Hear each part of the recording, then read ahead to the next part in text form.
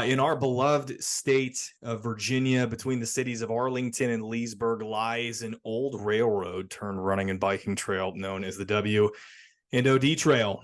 And this trail holds a special place in my heart. Today, it backs up to my house, and it's the first place that I go when I get to sign off from my 9-to-5 job. It's also the place where I met and developed my friendship with my good friend Colin Whittington. In 2018, Colin was very kindly allowed me to follow in his wake as he trained for yet another half Ironman. And during those long runs, I have very great and fond memories of him sharing his life story with me.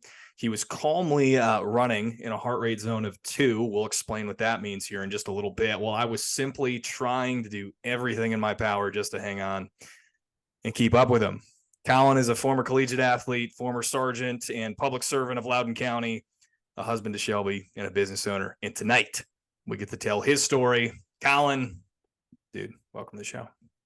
Thanks so much for having me. I can't wait to have a great conversation. It's so good to see you again after a couple months or a year or two since we've spoken. So it's great that we can connect again. Yeah, I retired from soccer now. It's been 18 months. I can't believe how long it was. And Baldini called that, by the way. He before my kid was born, and I texted him leading up. I was like, hey, I'm probably going to sit soccer out this season. And he goes, my prediction is you're never coming back, and you're going to quit. You're going to quit fantasy football too. And he was right in half of those categories. So I just, with the kids now, Colin, I can't bring myself to stay up late like you boys at 9:30 and 10, just getting the heck after it on a Monday night. Yeah. Life changes quite a bit when you have a family, I'm sure. I'm not quite there yet myself, but it definitely changes in those 10:30 p.m. games. I'm sure you don't miss them, but you'll be proud to hear we won last night in the championship game. So we won another round, another trophy, which is great. What does So that bring the total to now? I think it's like 4 or 5 at least. We had a couple bad seasons. We were moved up a division and got our butts kicked a few times, but Yeah. it's good to win again. Well, I'm sure at the very least that David Baldini is just sitting pretty in his office there with his 4 or 5 trophies that he's going to have up there. But the 10:30 time slot, Colin, I'll be real. I don't miss that, but do I miss playing with you guys? That was a great crew of people over there that you guys play with. That's an awesome time, man. Yeah, it was a lot of fun. You know, we've got a good group of guys together now that really just enjoys playing and doesn't take it too seriously, some more than others, but it's just good to go out there and kick the ball around, have some fun, and stay in shape as well. That's a great segue kind of into the first part and how we start the show, Colin, is we like to talk about just kind of what we're working on in regards to our physical health. And my first question is, what are you working on, whether that's in the gym for your fitness, nutritionally, what's going on in Colin's world on the physical health side? Yeah, I'm always looking for something new to train for, new to do fitness wise. I will talk more about it, but I've done everything from Spartan races, collegiate soccer, Ironman races, you name it. And right now it's a little bit of a segue between my Ironman racing and trying to figure out what my next step is. I have a really young Australian Shepherd who has insane amount of energy. So I get out with him pretty much every day and run about 3 or 4 miles with him. So just jogging on the trails, which has been a lot of fun. And then also in the gym, doing quite a bit of weightlifting as well, trying to put on a little bit of muscle mass. I lost a ton of weight when I was training for my half Ironmans. So I was down like 20 pounds less than I am now, which is pretty crazy. Yeah. And then nutrition is an area where I either do really, really well or really, really poorly. Like I meal prep every Sunday pretty much, and have my lunches set for the week. And then most dinners I eat pretty healthy as well, usually like a protein, either turkey, chicken, or some kind of steak, and then a salad as well. But then there's plenty of days where I can eat an entire pizza by myself. So Preach, it's a little bit dude. of everything. Yeah. Yeah, and it's the older I get, the more I notice those cheat days or cheat meals. It's amazing. You mentioned the heart rate zones. I still wear my Garmin watch from when we were running together. Yeah. And just like my resting heart rate, when I eat like crap one day, I notice it being like 5 to 8 beats per minute higher than when I am just eating healthy. So it's amazing how you start noticing it as you get older. The diet becomes a huge part of your life to feel good and perform at your best. It's super ironic that you say that, because I was literally sitting on the couch here prior to this and kind of have had one of those days myself. And also, like, if I drink a ton of coffee, which I do that almost every day, and like the days where I don't work out, I also notice that, and my anxiety will actually spike a little bit. And I'm like, tomorrow morning I'm going back to the gym. I'm going to start my day off right. I'm going to eat correctly and I'm going to feel a heck of a lot better. So you hit the nail on the head where that's regarded. What do you do for lunch, man? You mentioned that you meal prep for that. Is that the same thing every single day? What's that look like? Yeah, I'm actually very lucky to have a very supportive wife because we've had the same thing for lunch for like 3 years. Love it. So I do a ground chicken, ground turkey, or ground beef with quinoa and black beans, and then we do a side of sweet potatoes and also broccoli. So it sounds pretty boring, mixed all together. It actually tastes pretty good. And each meal ends up costing like it's probably a little bit more nowadays, but when I last time I measured it, it was like $4 or $5 for a really healthy meal. So I'd go to Walmart on a Saturday or Sunday, buy everything and have lunches for the whole week and have these glass containers I bought on Walmart that have the little segments in it. Yeah. And it's just been great and it stacks up really well in the fridge and easy to pack for lunch. So yeah, we've been doing that for a long time and I can't believe my wife still eats it, but Shelby still loves them, she says. Think one of the greatest like nutritional hacks that I could give anybody is eating the same thing for the most part. I'm going to say most days. When I boil it down to whether I'm doing, macronutrients or I'm doing, I don't know, animal-based nutrition or keto, whatever people are doing, I have a tendency just to go back to the things that I really enjoy. And I'll typically eat the same things on a day in, day out basis, which for me, Colin, mostly is going to be comprised of ground beef, which you had said, sweet potato, some semblance of fruit, eggs are a big part of that. And then I'll do a bunch of like, beef related organs, liver kind of stuff like that, whether that's going to be desiccated in Wow. capsules or something like that. They just have micronutrients in them that you can't really get Yeah. anywhere else. But that's like one of the greatest hacks that I think people can do is just to eat the same thing every single day, man. So even though you said you've been doing that for years, I absolutely love that. I think that's awesome. I feel so good too, and like I said before, I just started noticing it when I deviate from that same meal. I start changing the way I feel, and then I way even in work, the way I feel, focus in work, and then in the gym too. If I eat like crap the day before, my gym almost always is not nearly as solid as when I'm eating healthy. And then drink a lot of water too. I drink a ton of water, which is a good thing. But when I'm traveling, it's always makes it harder. There's access to water isn't as easy. We went to Germany a few years ago, and their water costs money. If you go to a restaurant and ask for water, it costs you a few euros. So we ended up having to we packed water bottles and stuffed our backpacks full of them just to have water for the day. Once your body gets used to having a lot of water intake, it's hard to have a day where you don't have it. You start feeling like crap. Yeah, another great reason to just be grateful that we live in the United States of America. Nothing against Germany. We're going to talk about that too a little bit later, Colin. Absolutely. I also need to just pick up on your habit of water. I love coffee. We'll probably talk about this on the podcast at some point too. But I need to substitute that for a little bit of water, just like you're doing. And I digress from that. So we mentioned Germany and everything like that, Colin. But hey, where are you from? Where'd you grow up? Yeah, so I'm originally from Germany myself. So my dad's German and my mom's American. So I got a chance to grow up in two different cultures. I lived outside of Frankfurt in a small town of about 1,000 people. It's called Schlossborn, but it's right outside of Frankfurt, Germany. Lived there until I was about 12, and then moved here in 2002, and been in the DC region in Virginia ever since. And experiencing two cultures was amazing. I got a chance to make a lot of good friends in Germany that I still keep in contact with. Still have Oh, family dang. there, get a chance to go back every now and then. And sports always kind of keeps us connected as well. Germany's a soccer crazy country. That's where I learn to love the sport. And of course, there it's called football or foosball. So coming here and having to call it soccer was kind of a transition for sure because that's just didn't quite sound right to me. But it's been really cool. I'm very grateful and very blessed to have experienced two cultures. And I think anyone who hasn't traveled the world, definitely do it. There's so much out there. Of course, the United States is amazing. I'm so blessed and happy to be here. But every time I get a chance to travel, I learn cultures that are just so different and so unique. And people have such a different viewpoint on the world. And then the diets wise too, you can see how people eat, and it's just amazing. Some very like heavy, like Germany's very heavy with pork. Some cultures are very like sea-based, fish, and everything else. And it's just pretty Yeah. amazing to see how people live, and it's really cool. What memories do you have of growing up outside of Frankfurt over there? What was it like? It was really good. I lived in a really small town, and part of it was because I was young, but also part of it is the culture itself. That was very safe. My parents had no problem with me just wandering the streets of our town and going down to the local soccer field to play and just wander back, even though I was 10 years old.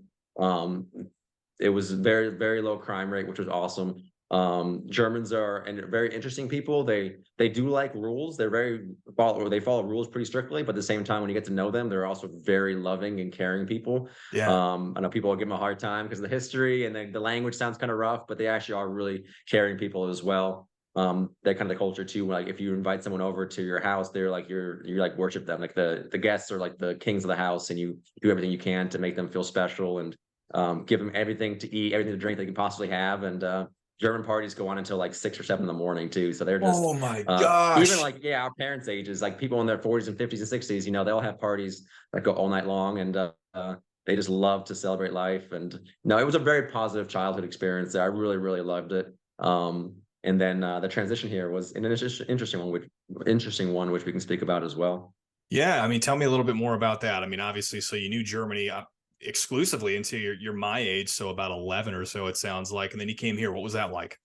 Yeah, it was interesting. So I moved here. Obviously, I spoke some English because I spoke English because my mom's American, so I did know English, but I was still German through and through. And came to a country where it is very different. Americans and Germans are very different in a lot of ways, in a lot of great ways. Each culture has some really cool parts of it. And missing my friends, missing family, and not knowing anybody in a country that's just enormous. Like Germany could fit into the United States like 15 times. And Yeah. coming here, and it was just very different. School was different. The language obviously was different. The ways people spoke, what they spoke about was different. And then that's where kind of soccer was a huge help for me as well. Even though I may not have connected people with them with their prior experiences in life, we were able to connect through soccer, and I was very fortunate to play really well and just make that connection with Americans here and playing soccer. And that was a big help for me as well. I think I would have struggled quite a bit more without the sport aspect. Hey, team, we hope you're enjoying the show. I wanted to take a quick break and ask that wherever you're watching or listening to the show, whether that's on Apple Podcasts, Spotify, or Amazon, the way that the show will reach more people searching for content on the platform is if we have more reviews. Our mission at Hometown Gym is to help parents and people improve their physical and mental health through fitness so that they can live an awesome, pain-free, and happy life. And an easy way for us to help reach more people is if you could actually scroll down to the review section, give us a 5-star review, and maybe share a little blurb about how you've enjoyed the show or which piece of content has had an impact on your life. From the bottom of our hearts, and the future listener who reads your message and starts to take action in their life, we thank you very, very much. Let's get back to the show. What were you like school-wise when you were going through Not grade a great school? student, honestly. I No, was not gonna not ask, terrible. yeah. Definitely not terrible. Like I was probably like B's, maybe low B's to mid B's or so. Most of my like middle school through high school, and then college completely turned it around.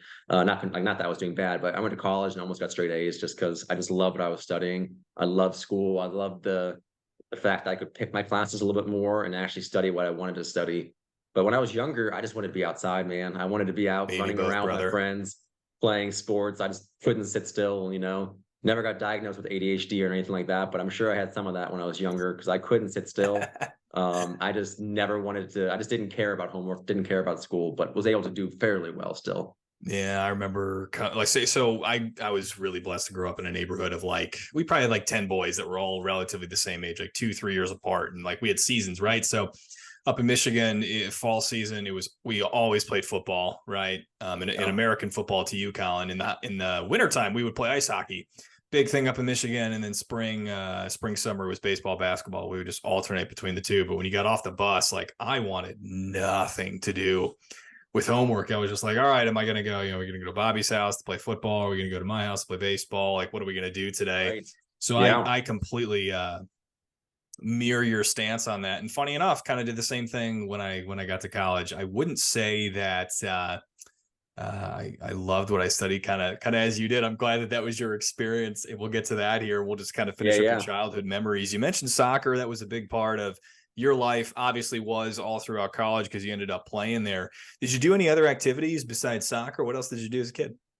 I played some basketball as well as far as sports goes. But that's really it, man. I played so much soccer. I played on my school teams. I played on travel. And then we did a lot of traveling as a family. My mom and dad saw a lot of value in that. So I've been very blessed in my life.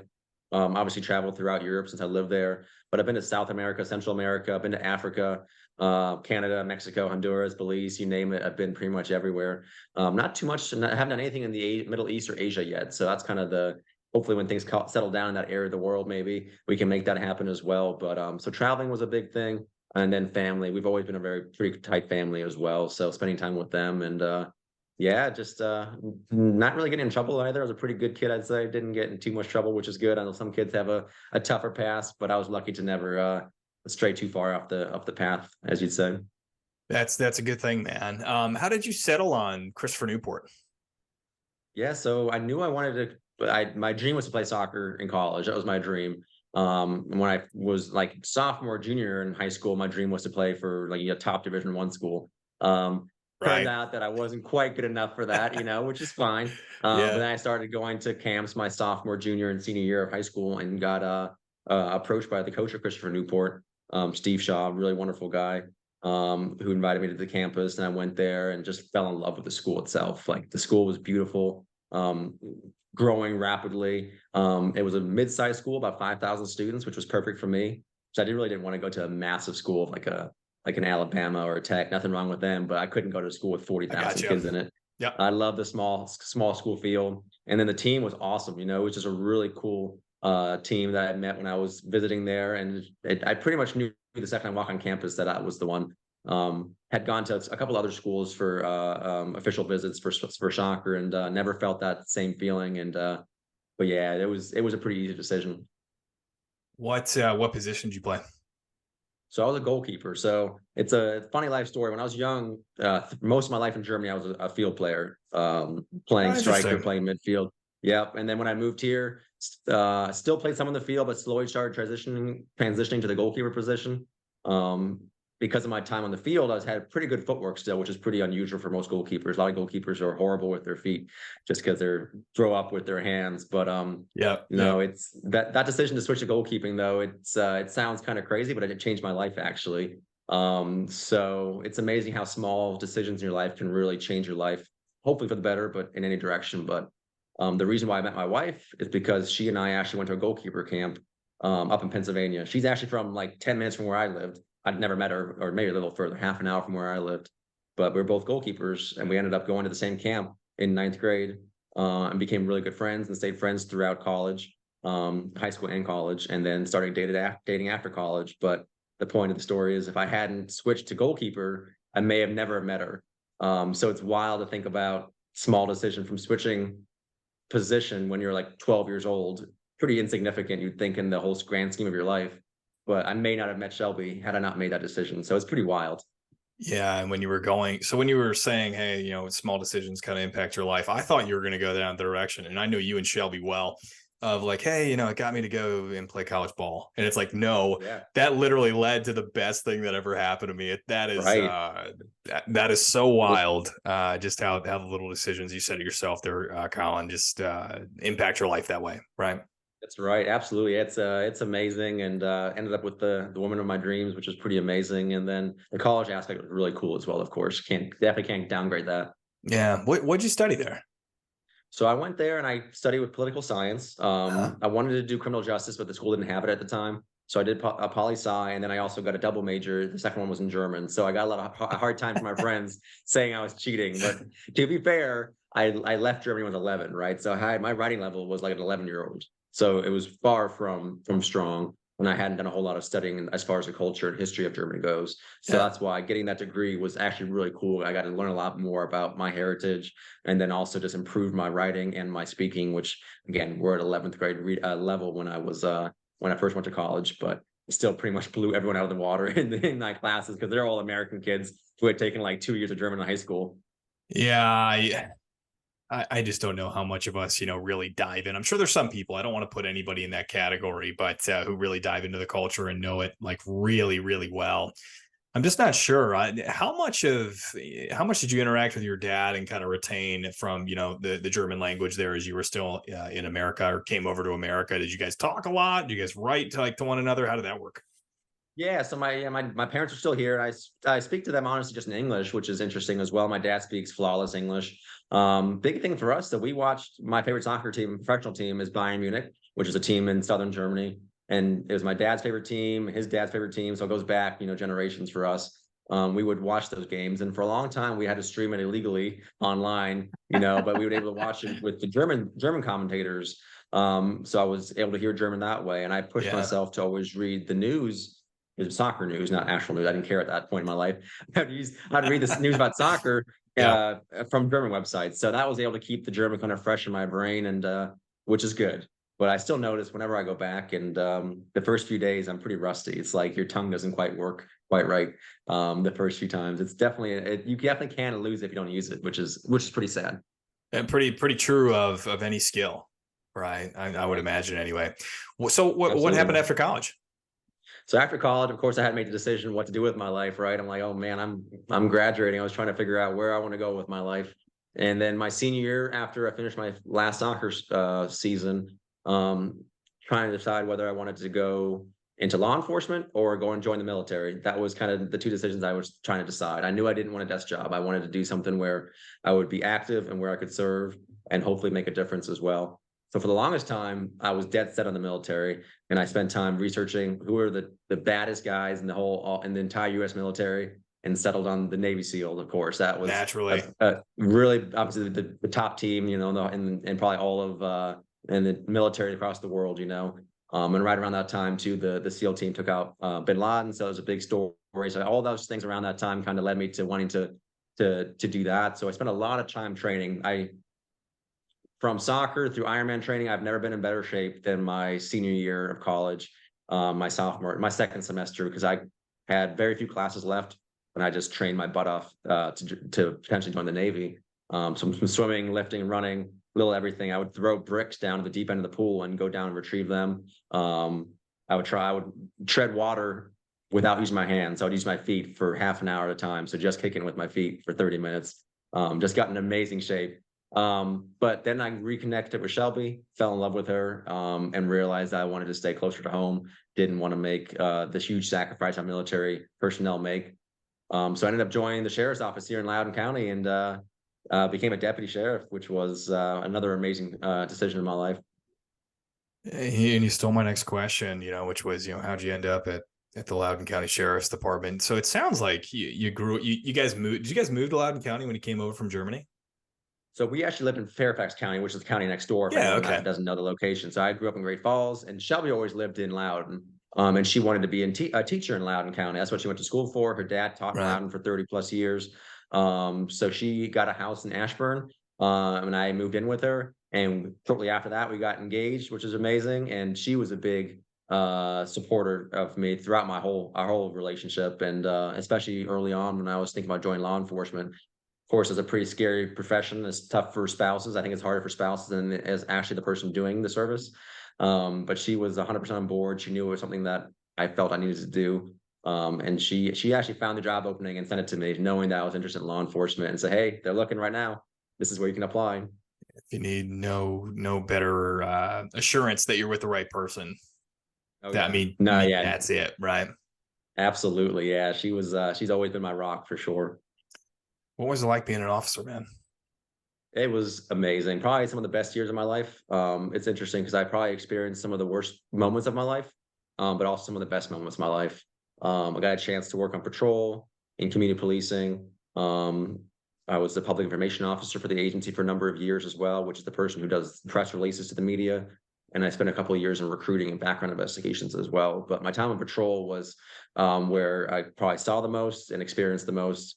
Saw the best of humanity and saw the worst of the humanity, for sure. It was very, very moving time. Saw a lot of people get hurt pretty badly. I had 3 friends get shot. Fortunately, all 3 of them survived. 2 of them Yeah, was thank pretty God. serious injuries. The third literally almost died on the way to the hospital, but luckily they able to save his life. Had a friend commit suicide who had suffered from PTSD. Went to homicides, went to suicides, went to a lot of calls where a lot of people were hurt. So that part was really, really sad.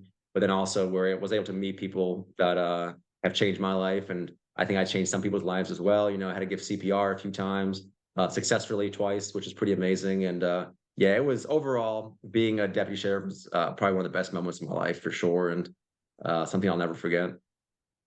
I remember just some of the stories that you would share with me on our long runs that we would do. And it was incredible. I can't thank you, law enforcement, and the other people that serve enough, just because, I'm very used to, police officers in the movies and kind of seeing it that way. And the things that you would just describe to me that you would have to, go and see and witness is something that, for me, myself personally, I don't know if I could ever personally handle, and for you, Colin, how do you have such just a gregarious, positive attitude. I mean, what are the things that you're kind of putting into your life to make sure you're seeing some awful stuff, but just making sure that you're coming home and still being, positive husband that I know you were and you are today? Yeah.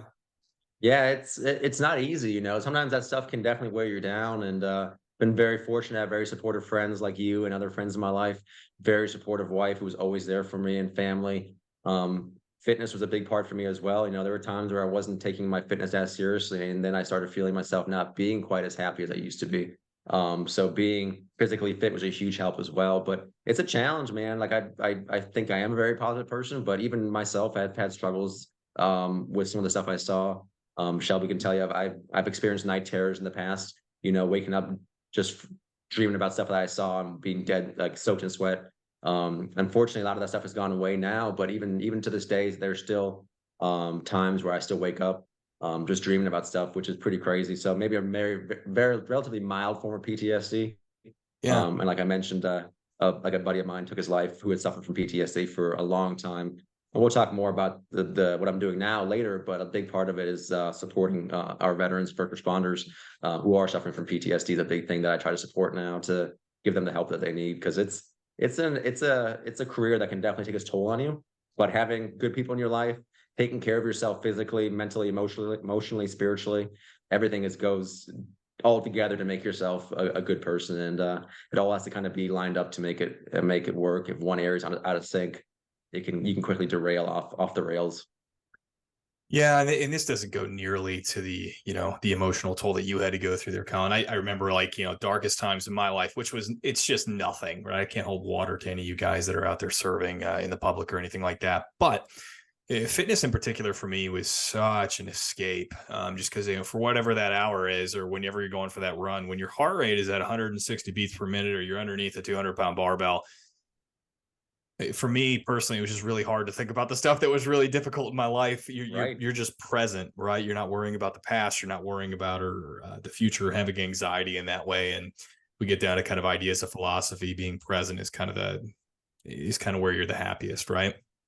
Yeah. And fitness for me, at least in the past, really kind of encompassed that. And I love that you kind of brought that in, and that was a big part of kind of your healing process, and just getting back to your schedule on a day-to-day basis, man. Yeah, absolutely. It's super important. When I was working night shift for a while, I just wasn't training at all, and I was just exhausted all the time, eating like crap. At 2 in the morning, the only things open are the restaurants that serve you food in a brown bag. It's not going to be good food. Yeah.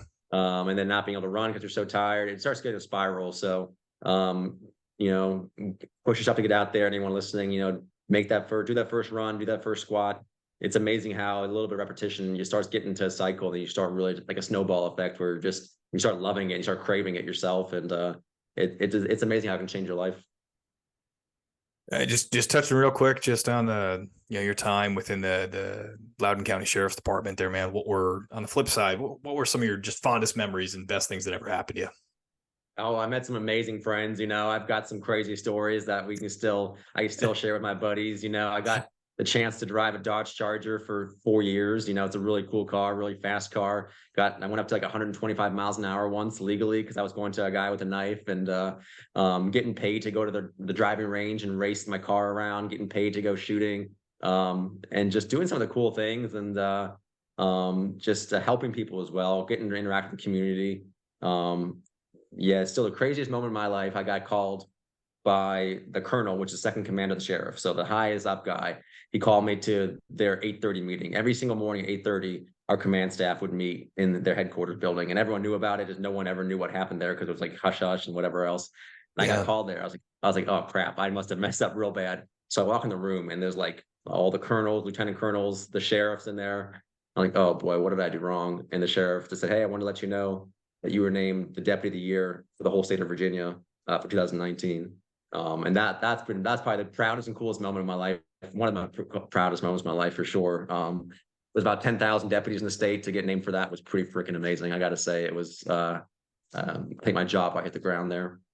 What an honor, and what an even greater honor it is to have the deputy of the year on the podcast here. That's incredible, Colin. Yeah, it was pretty cool. It was yeah, amazing. Yeah, it was. Thanks to my coworkers and stuff too. It was like it was just a really cool year.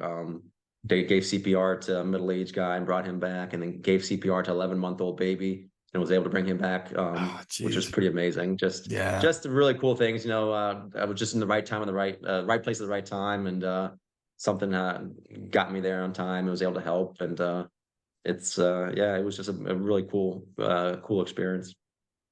Well, thank goodness for you and for the time that you served, man. And eventually you ended up leaving, the sheriff's department. You went and started recruiting and doing this, and now you own a business. So tell me a little bit, how did you go from sergeant in the police force to business owner?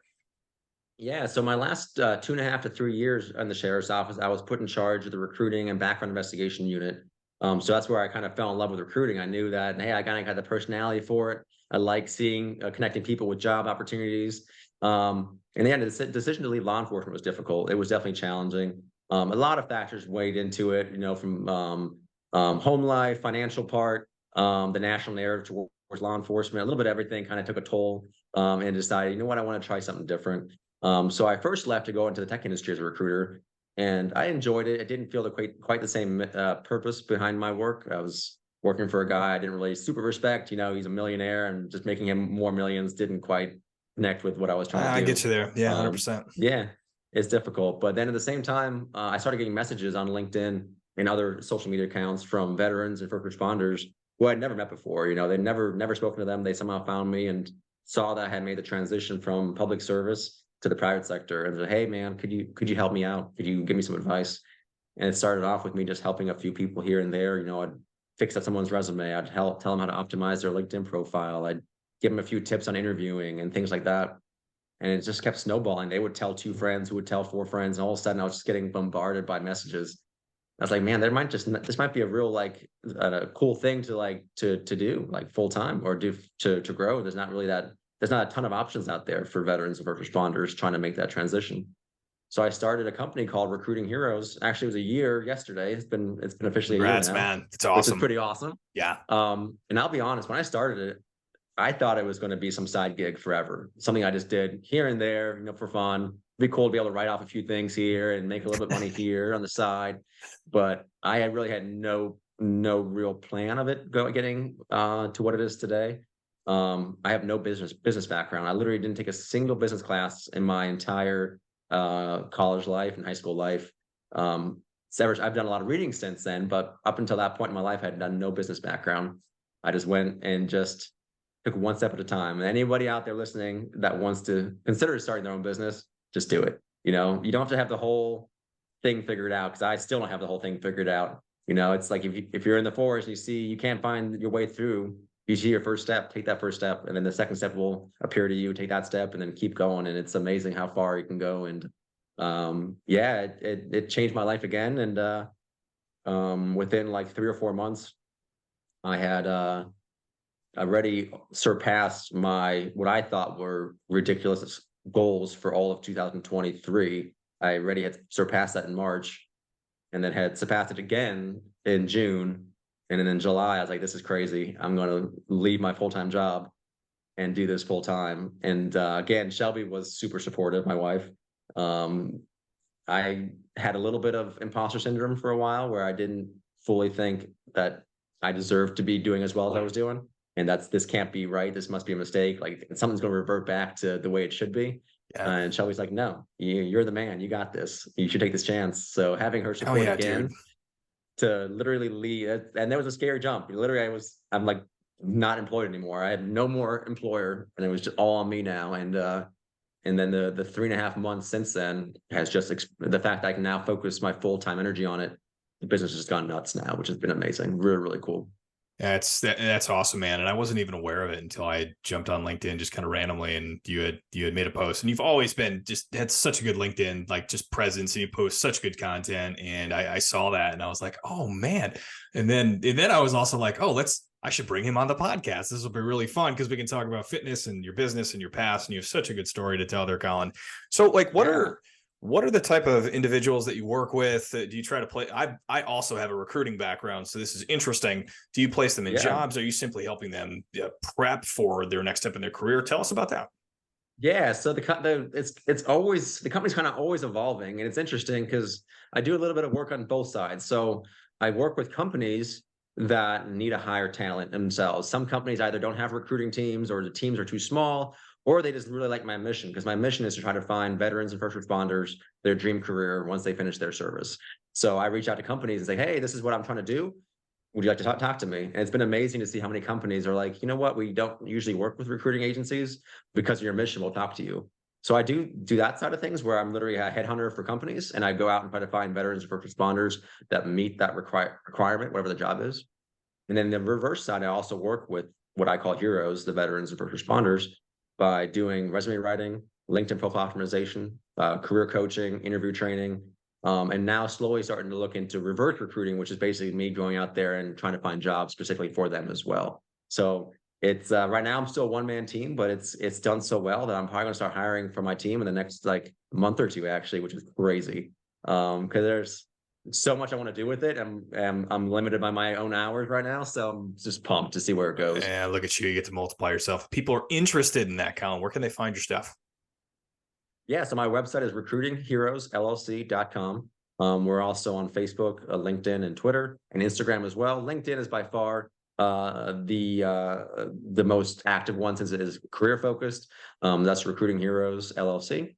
And again, yeah, we do a lot with the candidate side of things as well. And you'll see a lot of companies charge, like $1,000 to fix your resume. And I've always been like, that's insane. So what I do, I charge between 100 and 200 bucks for it, and I donate all that money I make from the veterans. I donate all of that to a charity called the PTSD Foundation of America. And Awesome, it's all dude. about finding veterans and first responders help they need after suffering some kind of trauma in their life, usually from their service. So pretty much the all the money I make from our heroes, as I call it, that's what I donate, and then focus on the revenue from companies as well that I kind of help to grow the business with. But I've always said, hopefully I keep this 10 years from now, that no matter how big I get, I don't want to be a company that rips off veterans or first responders by charging crazy prices. Try to be really reasonable. And it's amazing because some of these people, they join the military when they're 18 years old, and now they're 20 years later, 38, 40 years old, have never written a resume, have never actually gone to a job interview. They've got amazing skills. They just don't know how to sell themselves necessarily. And just giving them a little tweak in their resume, a little bit of tips, advice, encouragement can go a long way. That's awesome stuff, man. We're going to link all that stuff in the show notes below here, guys. So if you are listening, that's going to be on Apple Podcasts. It'll be on Spotify. And if you guys are going to be watching this will be in the YouTube notes as well. Colin, thanks for sharing that. We'll get to that. I'd love the transition over to kind of, gosh, what you got you and I just kind of bonded together, which was fitness, right? Back in the year of 2018, mentioned 2017. And again, you had so kindly invited me out, or maybe Shelby kind of gave me a push where she's like, hey, you should go for a run with Colin one time. And I'm like, well, I used to be a cross country track and field guy. So yeah, sure. I'll give it a go. And I was huge into CrossFit, still am to this day, right? We're doing cross training stuff within our company is kind of what we teach. And you completed a half Ironman, Colin. You were training for another. First, how did you even settle on, I'm going to go do a half Ironman race as the event that you wanted to train for? How the hell did you come up with that? I don't know. I've always wanted to push myself in my life, no matter what I was doing. Never had a background. I had done swimming, was a decent runner, but never ran track, never did anything. I was a goalkeeper in college, right? And goalkeeper in soccer They through my don't whole run. career, pretty much. Yeah, goalkeepers hate running. And it's funny, like I mentioned, I was a good player. I wasn't a phenomenal player, right? But I knew that no one would ever outwork me. That was always my goal. So I would get to preseason, and every single day of preseason, which was about 2 weeks, we would have to do a 2 mile run every single morning. Every single morning was a 2 mile run. And the goalkeepers were usually allowed to just kind of like dog it and run on the side and just go really like half-ass it kind of thing. And I was like, no, screw that. That's stupid. So out of a team of 30, I finished probably top 3 to top 5 on every single run as a goalkeeper. So I was beating Oh, forwards, man. midfielders, just because I just believed in that hard work. So when I left college soccer, I needed to figure out what I wanted to do athletically. And I did CrossFit as well. I liked it a lot. I've never been as good at lifting as I have in endurance stuff. I don't know why. I love it, and I still do quite a bit of it. Just had that, I don't know, just never been quite as good at it. Um, and I enjoyed running, but I also wanted to try something crazy. I was like, what's the craziest thing I can do? Not the craziest, but one of the craziest things. And I say, oh, triathlons would be cool. So most people would start with like a sprint triathlon and then maybe a full and then maybe an Olympic level Dude, one. don't I was don't like, tell me nah. this is what you started with. Did you start with Yeah, I was this? like, nah, I'm going right to the half Ironman. And I trained for about 8 or 9 months for it. What's crazy and dumb, I did all my swimming in the pool. So I did 0 open water swims until my very first Oh, open that's water so swim different. ever. Damn. Okay. Yeah, first open water swim ever was on race day. But that training, I loved it. Just having something that you focused on so much. Um, Having the patrol schedule in the sheriff's office, which I did, we worked 12-hour shifts, so we ended up being off 15 days a month. So you work 15 days a month, you're off 15 days a month. So it gave me a lot of time to train, which was a perfect time to do that. So I would train, probably 20 or some hours a week, splitting up between biking, running, and swimming. And it was grueling for sure. It was very, very tough. Didn't hire a coach because I was like, you know what, I'm just gonna like push myself. I got some books, got some videos, and just broke it down and really built up my fitness and started learning about the different heart rate zones and training for a long distance race versus training for a sprint. It's just very, very different. And just getting your body ready for it and then learning to fuel myself as well. Cause a half Ironman can take you 4 to 6 hours or plus 4 to 8 hours, honestly. And Jeez. there's no way you can really do that without fueling yourself during the race as well. So you almost have to train yourself to be able to eat while you're biking, while you're running. So it was an amazing experience. Loved it. Hey guys, quick ask from us. Our mission at Hometown Gym is to increase the happiness and the quality of life for as many parents and people as possible. If you could take a moment on Apple Podcasts, Spotify, or wherever you're listening or possibly watching, click the little up arrow. That's the share icon of your favorite episode of the podcast and share it with someone you know. While we do greatly appreciate it, what's more important is that little share may change that person's life. Exercise and nutrition are the two main driving forces to improve so many aspects of life, physical health, obviously, but mental health as well. So again, if you could take a second and share this with someone that you know, that would be awesome. And who knows, it may be the best thing that ever happens to that individual. Thank you so much. Let's get back to the show. How long were each of the legs? Yeah. So the swim is 1.2 miles. The bike is 56 miles. And then it's a half marathon run at the end of it. So it's done all back to back to back to back. So you do the swim 1.2 miles, you get out and the clock's still running. You have to transition out of your wet gear onto your bike, and then go on your bike. And then you finish your 56 miles. And then when your legs are complete jello after the bike, you got to go and still run. Fortunately for me, my running was my best event. But even by that time, my legs are pretty gassed. And it's pretty funny. For the very first half Ironman, I didn't even have a real like racing bike. I had a little like hybrid bike my dad let me borrow. And it didn't have the clip-in shoes. Everyone in there, pretty much anyone who was serious had clip-in shoes. So basically your shoes clip into the bike so that when you're pedaling, you're not just pushing down, but when you're pulling up with your foot, it's also propelling the bike forward. When you're not clipped in, that doesn't have the same effect. So I'd get all kind of comments from other bikers when I was passing them, or they were level with me or whatever, just in awe that I was doing a race with that kind of a bike. But it was absolutely insane and probably the most in pain I've ever been in my life, but also just really, really cool. There was a point where just like you kind of forget about the pain and just like, man, this is awesome. The Navy SEALs have a saying like embrace the suck. It's just like kind of you learn to just embrace it, and it was very cool. It's good to push yourself physically, emotionally, mentally as often as you can in your life, just to see what your limits are. And I was able to finish it and finished it in my first one. I finished in 6 hours and I think 1 minute, I think, which was pretty solid. And then got off and I immediately couldn't walk anymore hardly. And I was like, I'm gonna do it again next year. So that's Oh ended up what I was gosh. doing.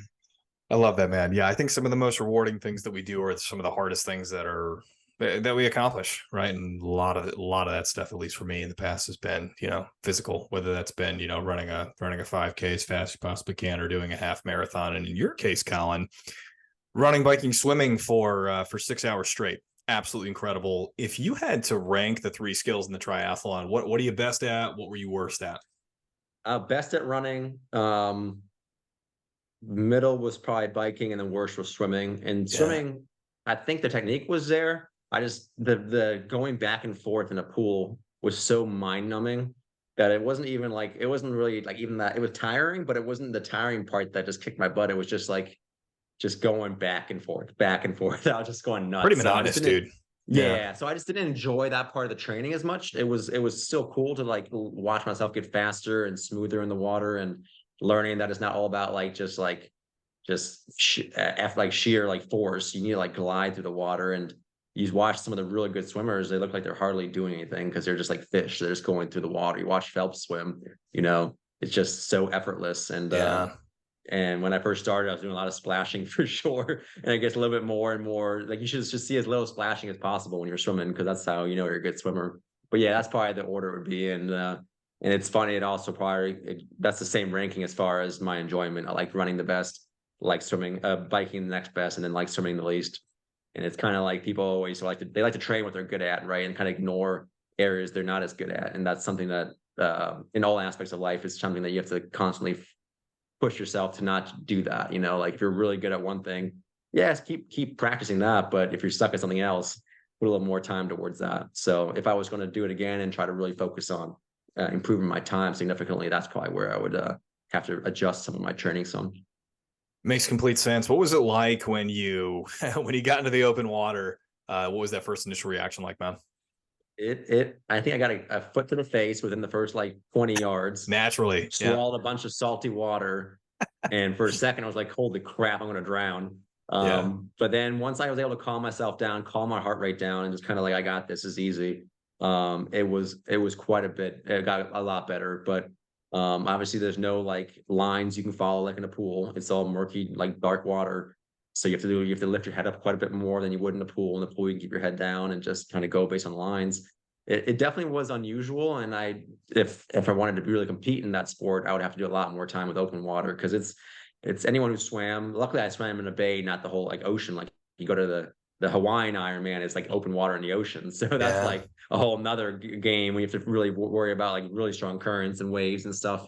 But still, even in a bay, it was an experience. It was again a little scary at times, but also when I was done, I was super proud that I had done it. So it's yeah, you can push yourself further than you think you can.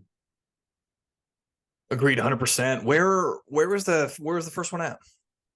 The first one was down in Williamsburg, actually. Nice. So really, really beautiful, really flat course. And you mentioned the WNOD Trail earlier in this podcast, and that's where I did most of my training as well. My bike training was on there. I would bike from Ashburn to Percival and back. It's about 40 miles, and then I did a few longer ones as well. And yeah, but yeah, Williamsburg was the first one and that was it was a great place. It was about 20 minutes from my school where I went to college, so it was kind Yeah. of cool to be able to go back and be in the general location again, and just a beautiful course as well.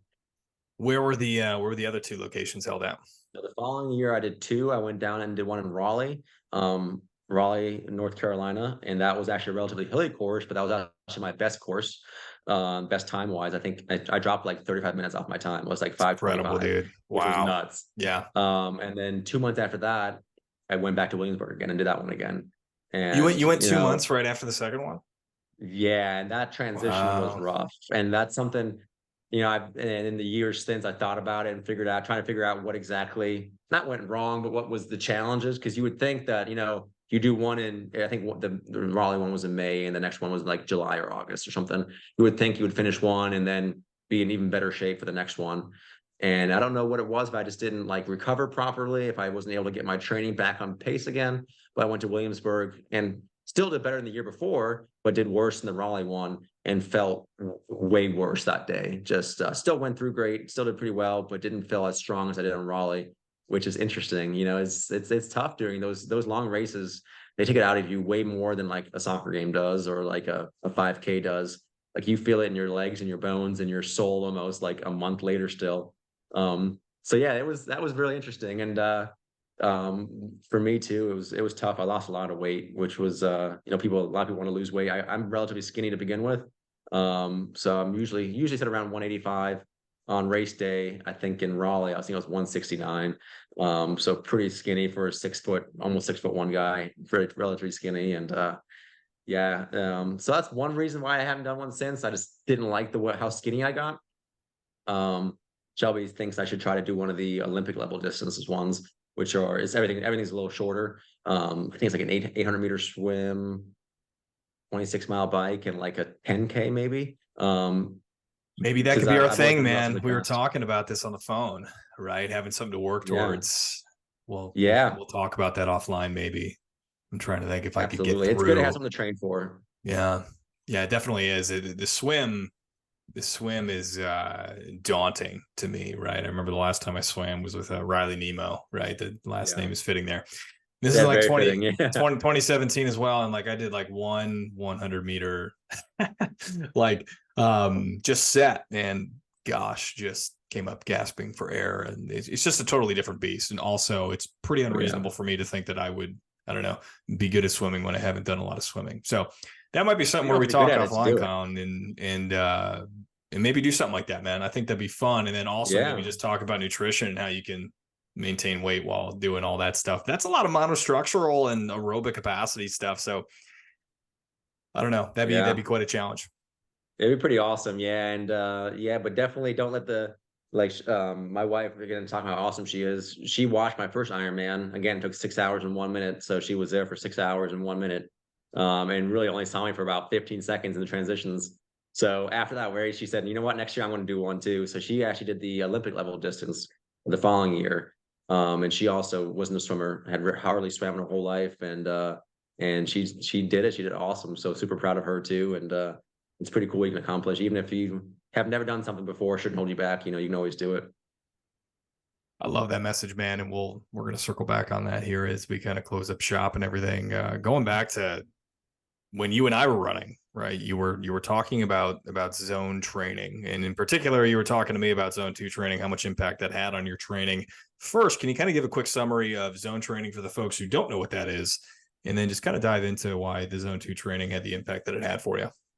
Yeah, it's awesome. So, especially this is really important for anyone trying to do endurance. You know, there's different heart rate zones. I don't know the exact figures. It's a little different for everybody based on what your max heart rate is, but pretty much zones 1 through 5, where 1 is pretty much you're just like laying on a couch eating potato chips, and then all the way up to 5 or full out sprinting and giving your all. I'm about to like red line. And it was interesting because for the longest time, like I mentioned before, I always wanted to be the best. You know, I always wanted to push myself the hardest. So I would just go out there and run, and I just like run as fast as I can. I would just go out there. If I'm doing 10 miles, I would run from mile 1 through mile 10. I'll just go balls to the wall, excuse my language, but I'll just give 100%. Yeah, Um, and I started studying and reading about triathlon training and what you have to do. And they really break up your training and through various periods of time, from base training to building to peaking and then to transition to the race day. And how you really have to build a solid base, kind of like a tree has to have a solid foundation if it wants to grow tall. And a lot of the best Ironman racers ever would spend months every year training at base level, which is zone 2, which is, you know, you can basically run and have a conversation and go almost all day long. And they would spend months doing that.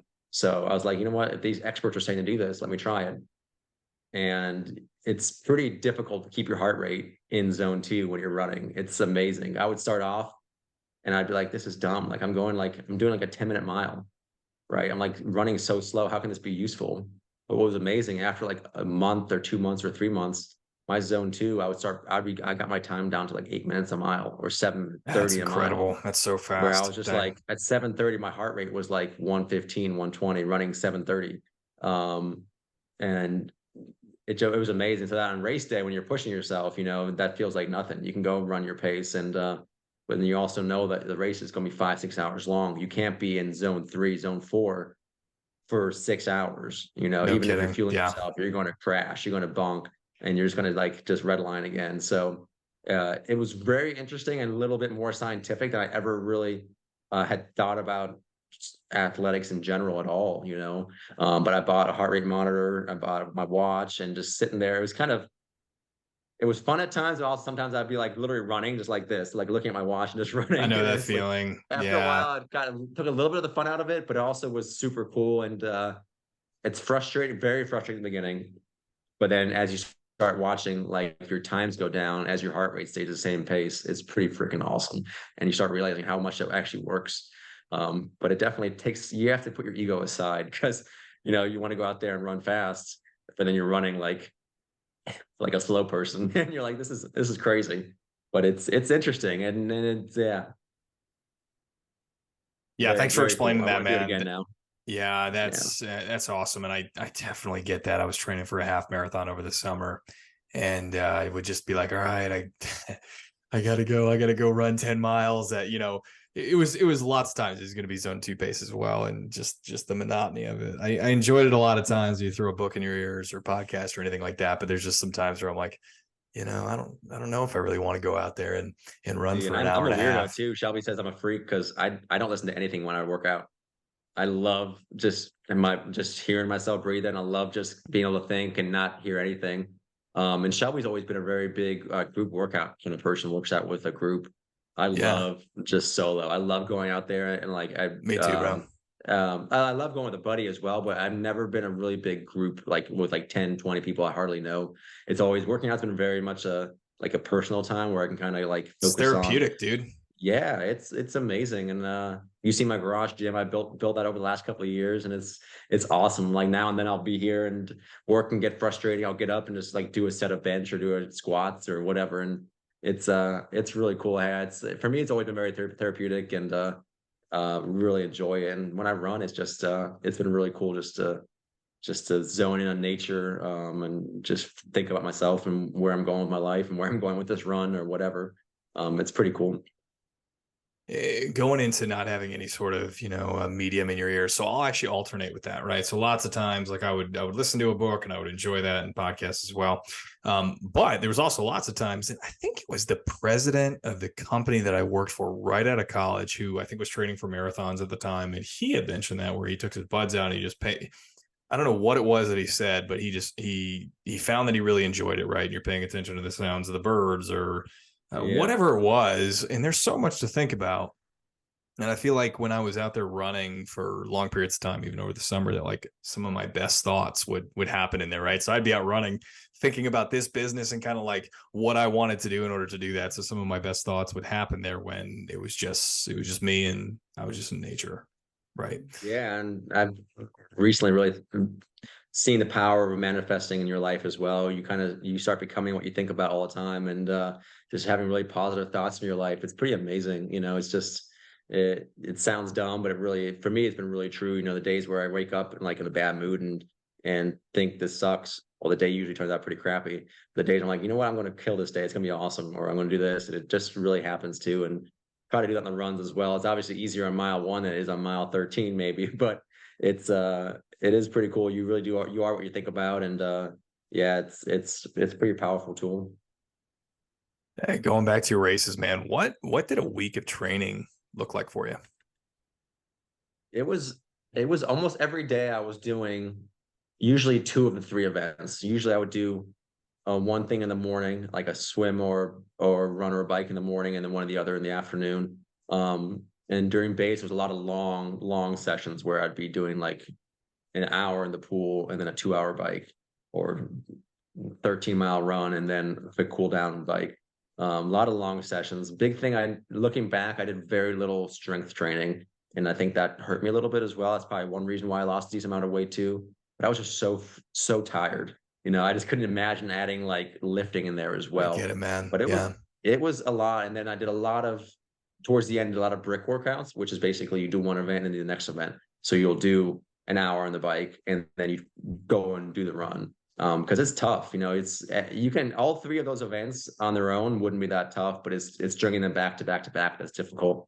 And especially going from the bike to the run, going from your legs going like this to going to running, it's really, really challenging. So training your body just to be able to make that transition was a big part of it as well, especially as I got closer to race day. But it was a lot of a lot of time away from family, a lot of time. It was a big time commitment, and that was just a half. I've dreamt about doing a full, and maybe someday it would be pretty amazing, but at the same time, that time commitment, it'd be wild. It's remarkable to me to think of these guys. I mean, even half. I mean, that's a ton of time. But to think of these guys, like David Goggins, Cam Hanes, the guys who are training for ultras, and they're doing Yep. that stuff. Like, they wake up at 5 o'clock and they run a marathon before they're going to go to work, and then they go to work. Remarkable. It's absolutely remarkable. I would love to see you do the Ironman. Maybe I should do one just for saying that, right? It seems so daunting to Yeah. me, but you really have. I love the way that you're talking about your mentality there, Colin, and that anything's possible. You put your mind to it, you go and you train for it, which is certainly true. Even though a half Ironman, I feel like I would drown on the 2 mile swim. That likely would not be the case so long as I was prepared to be able to do that on race day. What skill do you think you improved the most on? Um, Honestly, I had done very little biking before my Ironman training. I mean, I've Yeah. sat on a bike and ridden around like in the neighborhood with friends and stuff, but I had done basically nothing besides a few spin classes as far as biking, and eventually ended up buying a nice triathlon bike. And it's one of those bikes where you have like the front saddle kind of thing where you can kind of like lean forward and make Yeah. yourself very aerodynamic. And honestly, it looks like it's easy, but pedaling in that position when you're basically like almost in a crunch, it's very interesting. And I just got much better at that, much stronger on the bike too. When I first got going, it was amazing how quick my legs turned into jello. So that, and then just kept getting better at running too. I just loved running. I should have done track or something when I was younger. But yeah, and then swimming I've always just kind of tolerated and gotten through.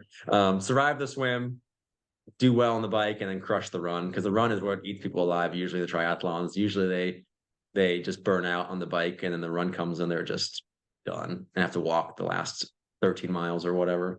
And I'm assuming that you were the opposite of that. You were having people for lunch as you were going down that last 13 miles. Is that about right? Yeah, but it definitely, I think I was doing better than most runners, but I still obviously was much slower than I'm used to running. Just because you're just so tired by that point, and having to deal with cramps and just like not stopping, not giving up. And it was definitely a challenge, and some of the most difficult moments were actually on the run, which is interesting. Just because it was by that point I was 4, 5, 6 hours in, and you start feeling pain everywhere. So you mentioned that the ultras, it's just wild. The fact that they can go do 100 miles or whatever is just It incredible. is, man. My aunt's done probably around 10 ultra 100 milers.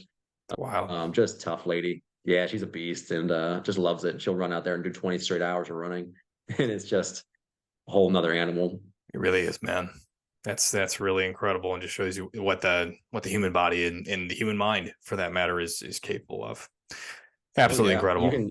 you can do so much with your life, physically, professionally, anything you want to do in life. It's amazing what you can do, and you gotta believe in yourself and just go for it. It's life's short. Don't hold back. Don't have regrets in your life. Just go for it. It's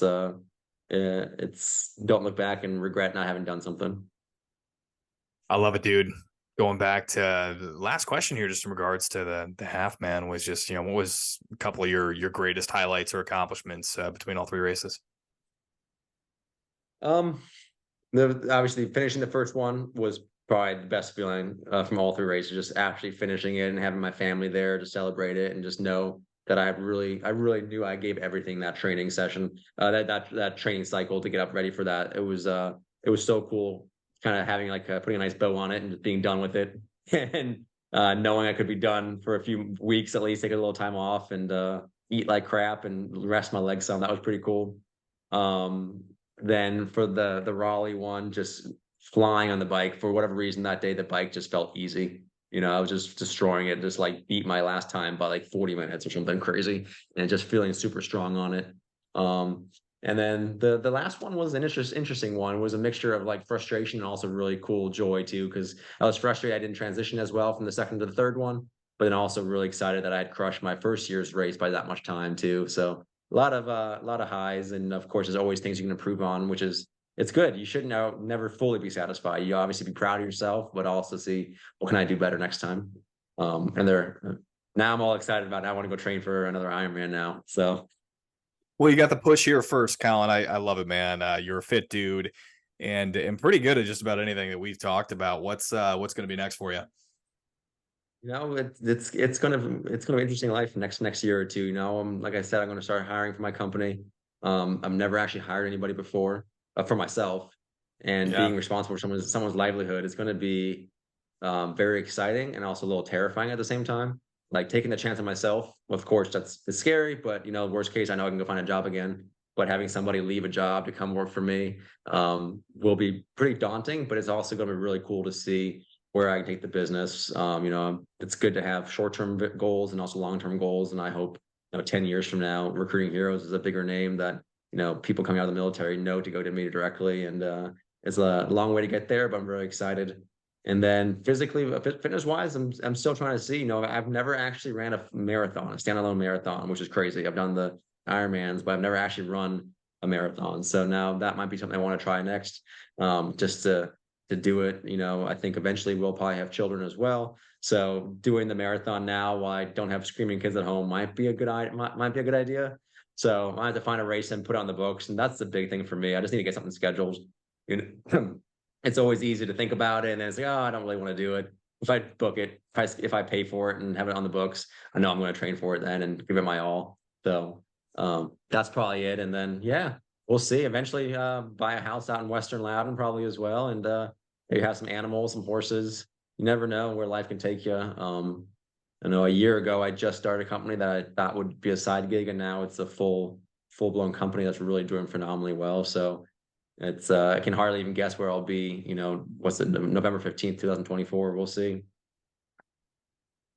That's great stuff, man. And I can't wait to see what the future is going to have in store for you. Business wise, physical wise, for when you and Shelby have kids, you guys are gonna be awesome parents. Just Oh, thanks, man. just awesome. I mean, two just super loving people. Your kids are gonna be so blessed to have you guys. Dude, closing thoughts as we're going to kind of wrap this thing up. A message for, our audience really is targeted at parents, who just haven't been to the gym in a really long time, or they're brand new to it, or just kind of taking a leap out there. Closing thoughts for those guys. Yeah, I mean, obviously, I don't have children myself, so I can't possibly know how exhausting it must be to have kids that are running around and keeping you busy. But just take that first step with the physical fitness with the gym, and don't let the person next to you who's running 1,000 miles an hour dissuade you. Anyone who's there and is a good person working hard, they'll be so excited to see you there. And it's amazing how many people are willing to give you help and advice as well. So use resources like Brandon here, things online, and just go for it. It's amazing what physical fitness can do for your life, physically, of course, but also emotionally, relationship wise, professionally. I think I've done my best work when I've been healthy physically, and highly recommend it. It's changed my life for the better, and I'm sure it will for you as well. Ladies and gentlemen, that's Colin Whittington, business owner, husband, awesome person all around. Colin, I can't thank you enough for your time, and for those listening, watching, just thanks for dropping in and giving us some of your precious time, and thanks for coming over at Hometown Gym. Colin, you're the man. Thanks so much. Thanks for having me, man. That was awesome.